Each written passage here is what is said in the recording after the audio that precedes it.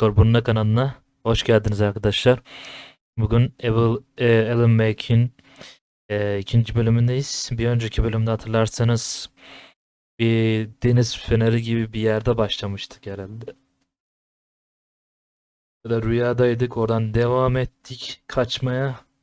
Birkaç tane bölgeye, gölgeye benzeyen karanlık böyle bir varlık gibi bir şeyler vardı. Onları alt ettik falan. Sonra bir rüzgardan kaçtık. Deniz fenerine girdik falan derken burada devam ediyoruz. Alice'le birlikte. I'll get you inside safe and sound before it gets dark. And I've got the flashlight. I know. I'm okay. Alice had a phobia. The fear of darkness. I wanted to make sure we were inside.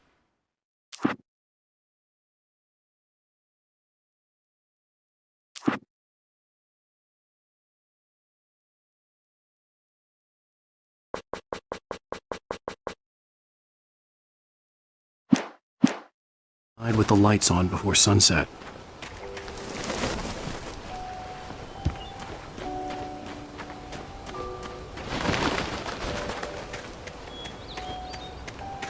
Burada.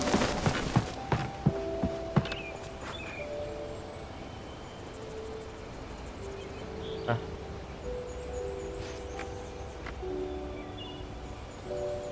Here we go. Let's take a look inside. Come on. Hatun açmayı biliyor musun bunu? It's dark in there. We need lights. Can you figure out how to get the power on, honey?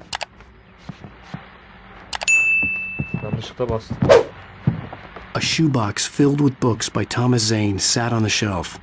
I'd never heard of him before. Hello? Anyone here? Maskeyin.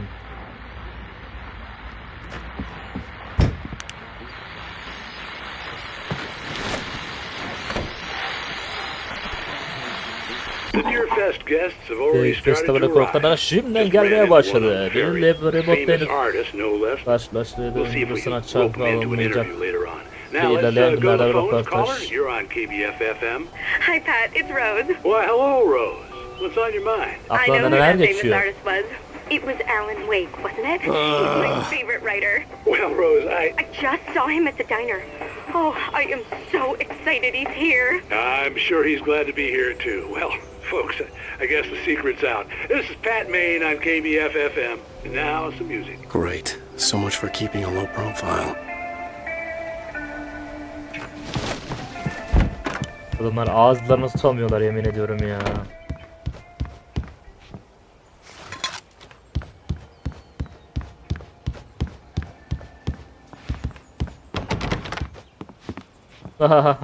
Max Payne'in sesi şey değil mi la bu? Ana bizim 5 değil miydi oğlum la? For a moment, the oppressive feel of the nightmare I had seen on the ferry returned. Damn. Oo, anlık bir şey oldu la. I needed to get the power running in the cabin. There had to be a fuse box or a generator somewhere on the island. Ya yeni mi söylüyorsun ya adam?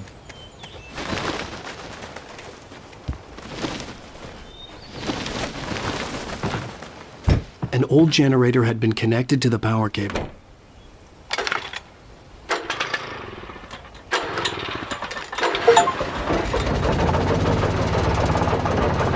Evet.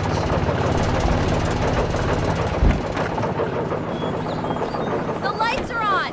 Good work, honey. I'll freshen up a bit and start settling Işıklar in. açıldı, iyi iş çıkardı, Okay. tatlım falan. I'll look around a bit. The island had once been the site for a love story. Maybe it would be that. It was a beautiful place. Güzel. I told myself I could rest here, sleep here, and forget about my work.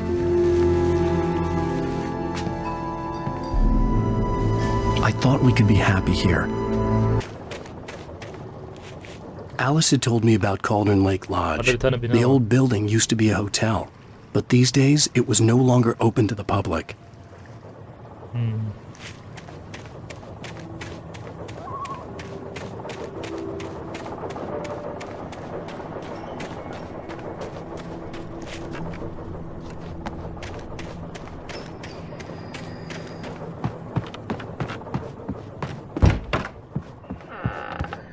Alice? Honey?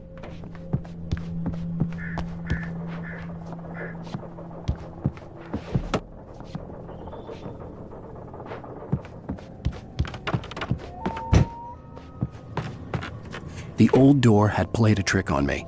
Alice wouldn't have come out in the dark. Alan, I'm upstairs. I have a surprise for you. Gitmemiş ki oğlum de. Nerenin manyağı? Make. I thought maybe you could write here that a change of scenery would get you past. Damn, Alice, everyone Hey, just hear me out. There's a local doctor, Dr. Hartman. I read a book of his. He has a private clinic here. He specializes in helping artists. Maybe... So now you want to get me committed? No, it's not like that. That's not... Alan? Alan? Just don't! I don't want to hear it! God damn it, Alice! God damn it! I knew she wouldn't follow me in the dark. I needed some time alone to think things through. Ne oldu daha demin?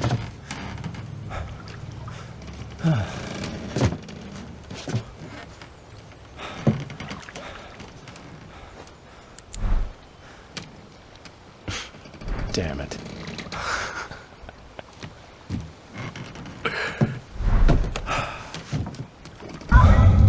Alice? Alice? Alice! The cabin had gone dark. All the lights were out. Evet bırak kadını gitsin değil mi?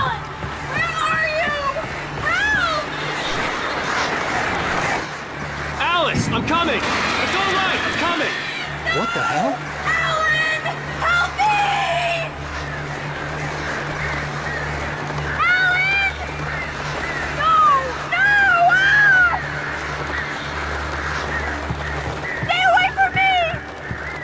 Ne giriyor ya? Alice? Alice?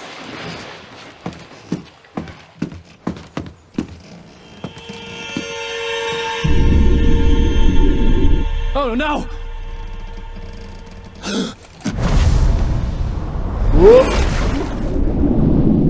Balaklama atladayım. Keep going. Wake up. Alice?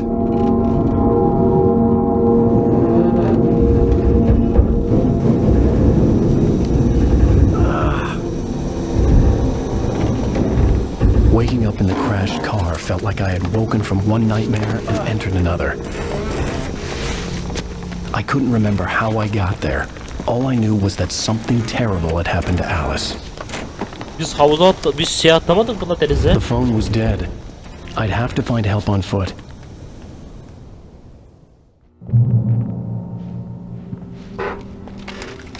Among Alice's things was a book, The Creator's Dilemma, by a Dr. Emil Hartman. Seeing the book brought back my fight with Alice.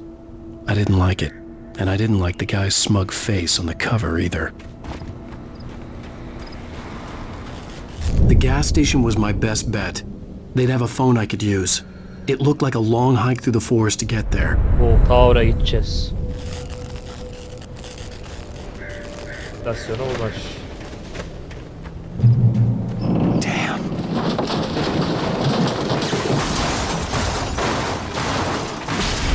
Belliydi. İyi kurtulmuşsun ya. Son anda.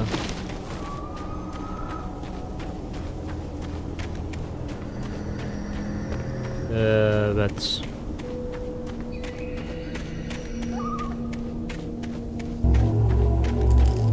Hello?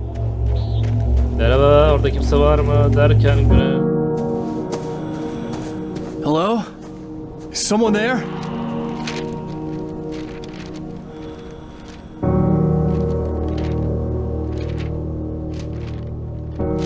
The loose sheets of paper were pages from a manuscript entitled Departure. That was the name I planned to use for the next novel I had never gotten started. I was named the author. Hiç başlamamalıydım. I hadn't written it. I couldn't remember writing it. In the scene on the page, the hero was attacked by an axe murderer in the woods at night.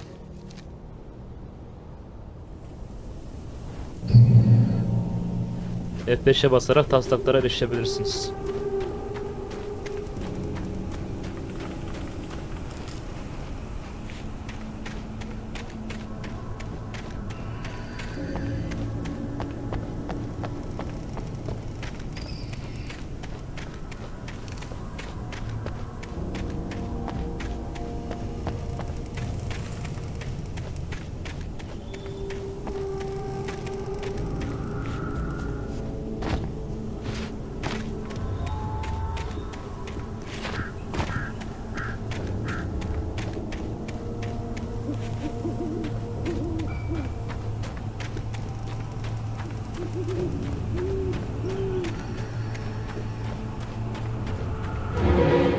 Böyle bir şey yapacağım bir dakika arkadaşlar. Çok özür diliyorum.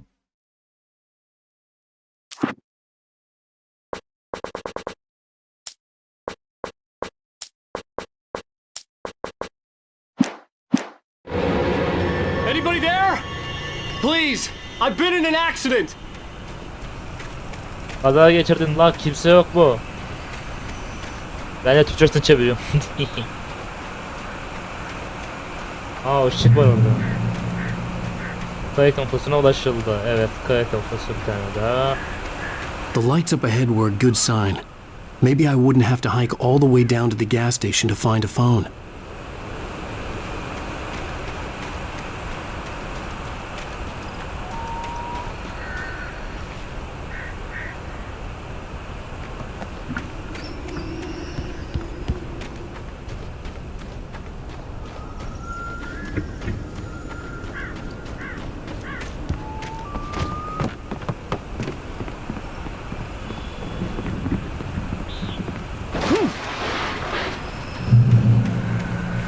Anybody there?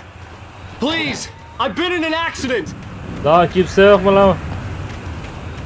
Kaza geçirdim. Hey! Hey, you! Phil! There's been an accident. I need help. Listen, Deposit. I need to... Premium cabins for rent in... Oh, hell. Carl Stuckey. Pleased to meet you. Non-refundable reservation deposit required. Fair and square.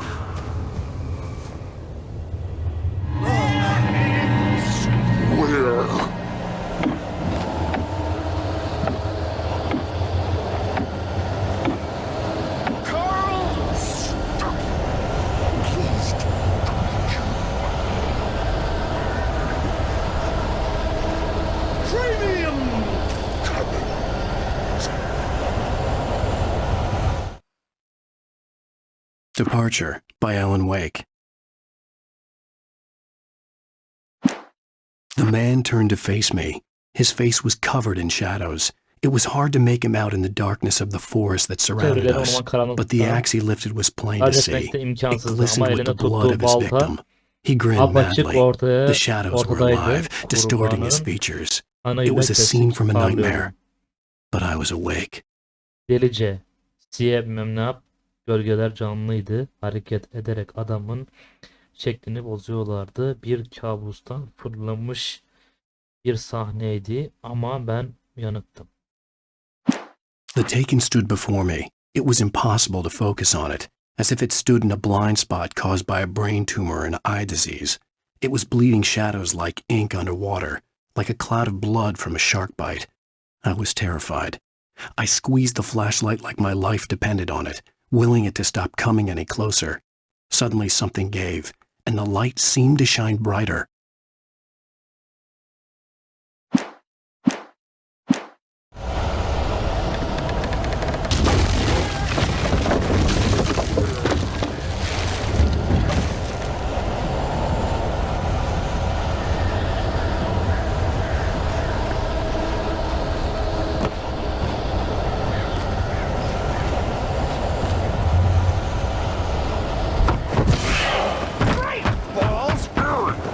Adam uçuyor lan.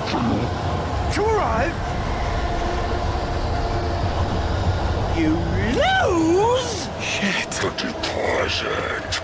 It's the latest thing. Kill? 2 birds. Incontestably. I had to figure a way out of this. Any second now and Stuckey would be knocking on the door with his axe like Nicholson in The Shining.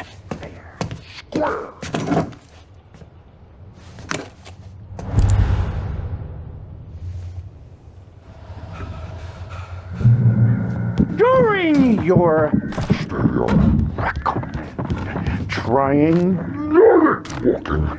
it's the latest thing. Incontestably proven health benefits. Let you I wasn't about to open the door, as long as I was liable to catch an axe with my forehead. You can see the sights and keep those cholesterol levels down at the same time.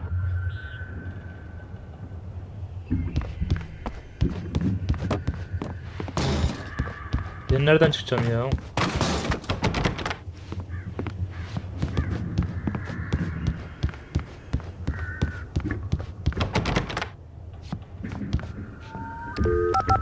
Ha.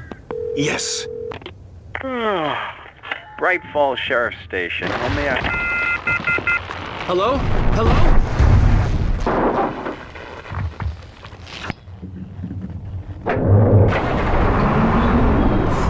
This is bad.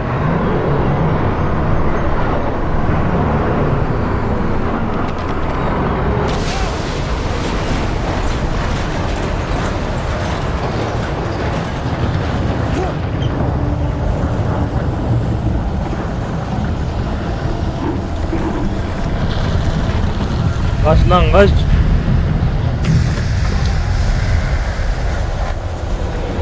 There were more of them.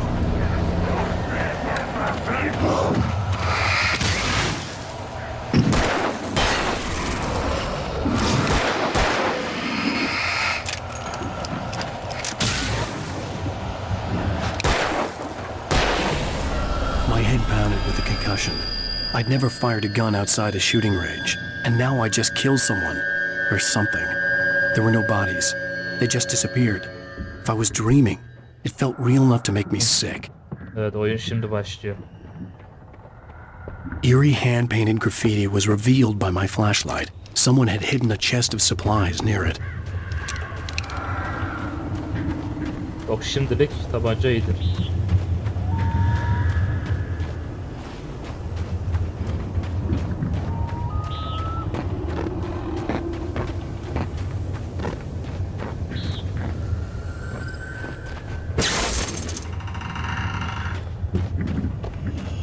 The dark forest was the last place I wanted to go, but I had no choice. I had to get to the gas station.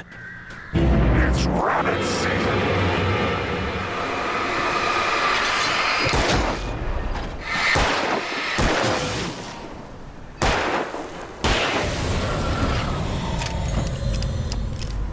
Aç abi.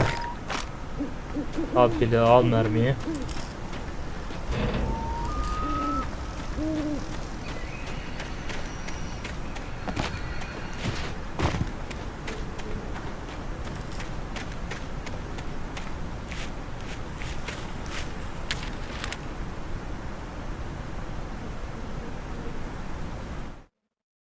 Evet. Rose knew she had been gushing, but right now she didn't care. As far as she was concerned, her brief meeting with Alan Wake was literally the high point of her Fazla life. heyecanlandığını biliyordu. She watched as he got in the car with his wife. Fakat She şu was pretty, anda confident, at ease with Wake. umursayacak bir durumda Not like değildi. Rose. They were perfect for each Endişelendi. other. She'd have given anything to be Vardı. called their friend. Kelimek olan kısa bulunmasına tam olarak anlamıyla hayatının zirve noktasındaydı. Yazarın karısıyla birlikte arabasına binmesini seyretti. Karısı güzel, kendinden emin ve yanında oldukça sakindi. Rose gibi değildi. Birbirlerine mükemmel olarak uyuyorlardı. Rose onların arkadaşları olarak bilinmek için her şeyini verirdi.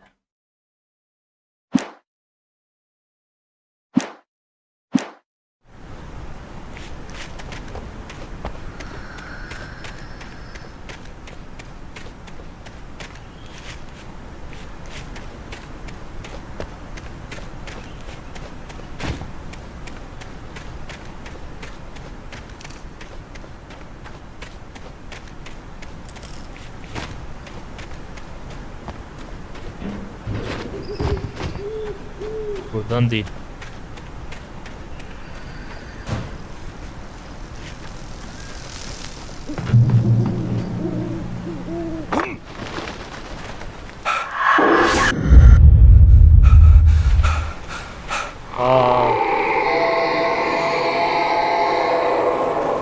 What the hell was that? O bizim tuvalete gördüğümüz kadındı buraya geldiğimizde.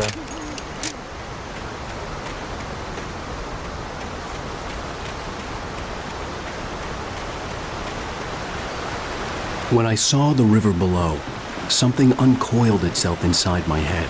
I realized that I'd have to find a way across. I didn't even want to look at the water.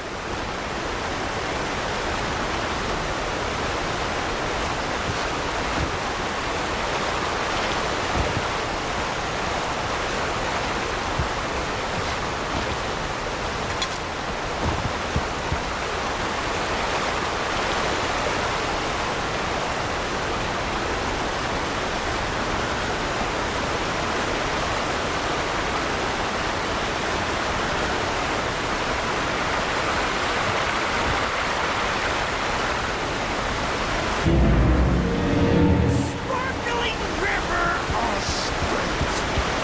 That's where I go.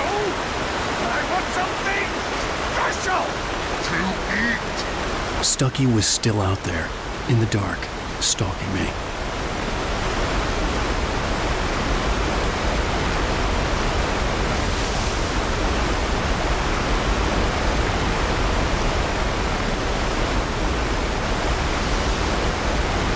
İyi, burada bir şey yok.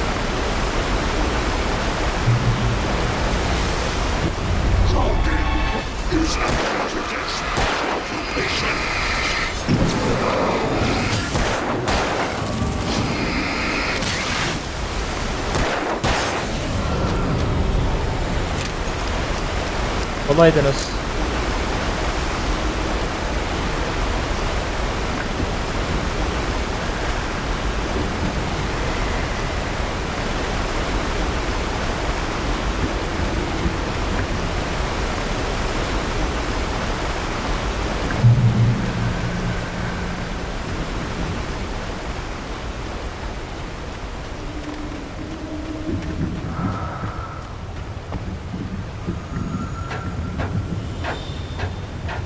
Durmam bak.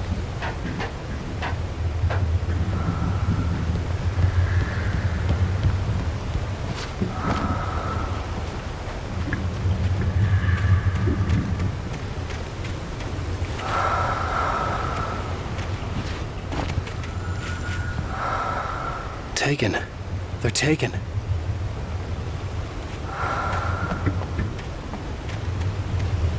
Lan daha demin okuyamadım ya.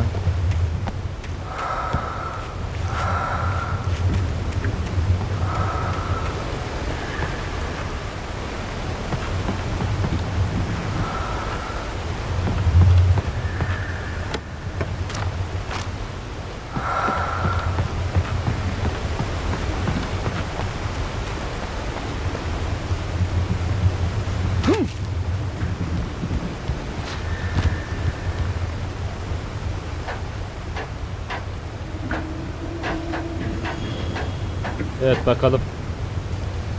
Böyle.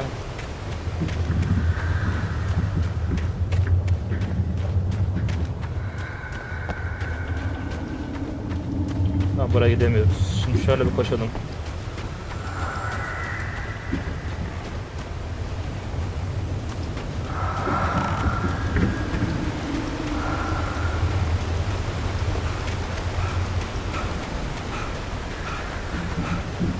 Karakteri yormayalım. The staircase was broken. I had to make my way up some other way.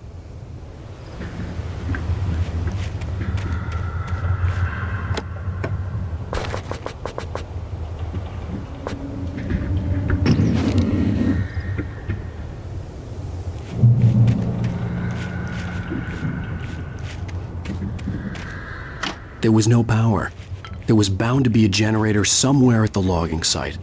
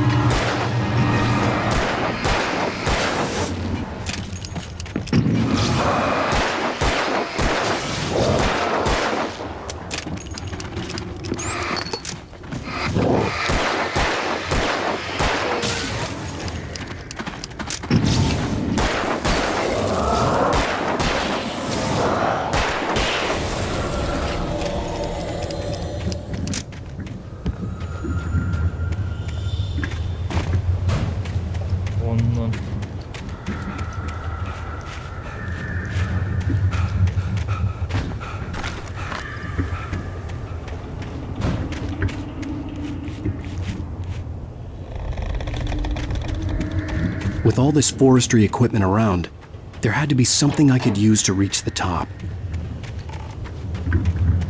Evet öyle de.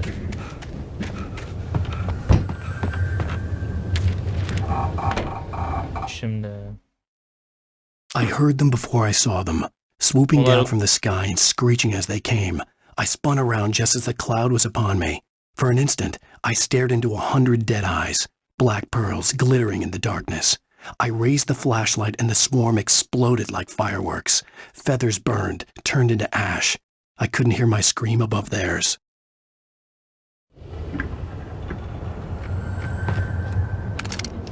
İşte bu kadar.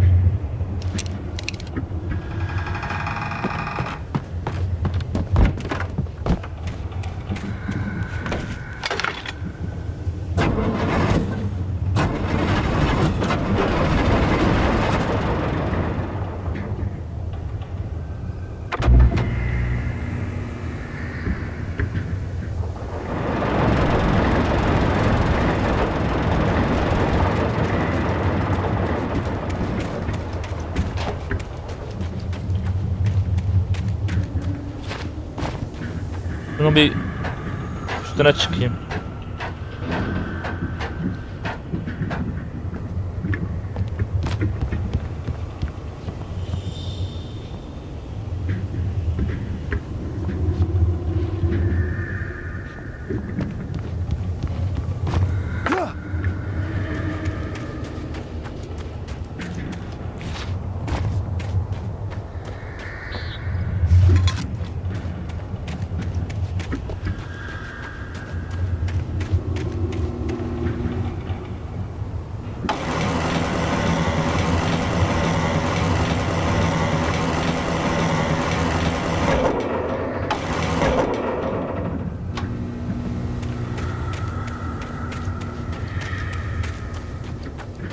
Böyle bir tırmanalım. Tam çıkarken birileri geliyormuş.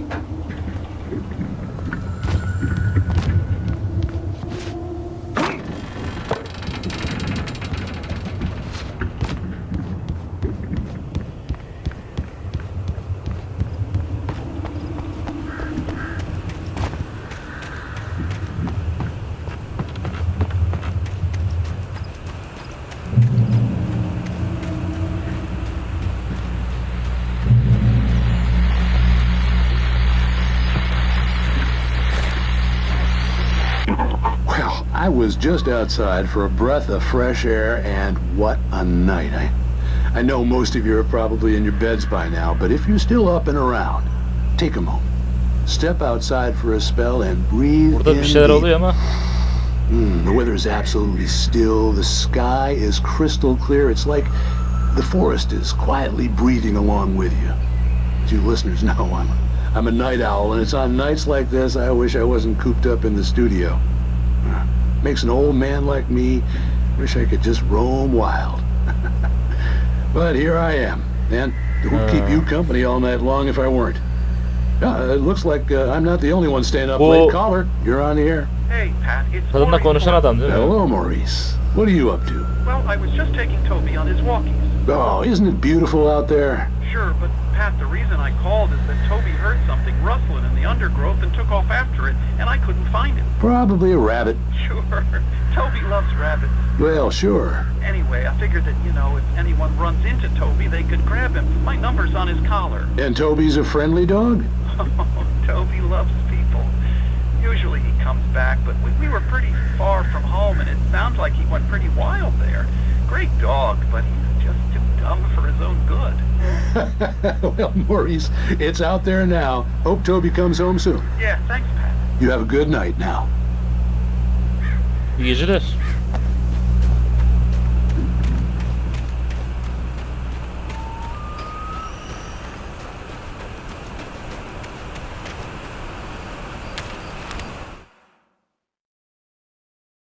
At first, I kept finding the pages as if by accident. The book I couldn't remember was either a terrible and true prophecy or an act of creation that had rewritten the world. I began to hunt the pages feverishly, for they held the answer to the mystery. With it, I could save myself. With it, I could save Alice.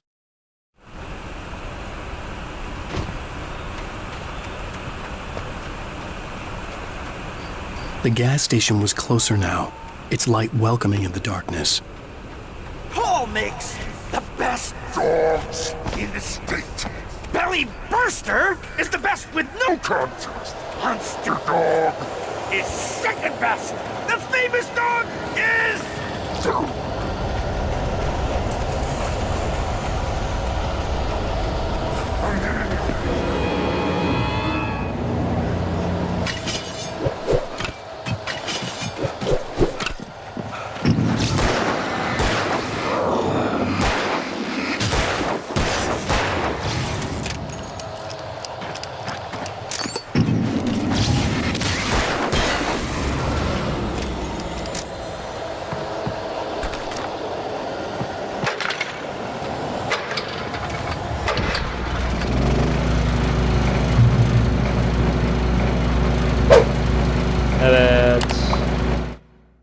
Evet, bu noktadan devam edeceğiz arkadaşlar.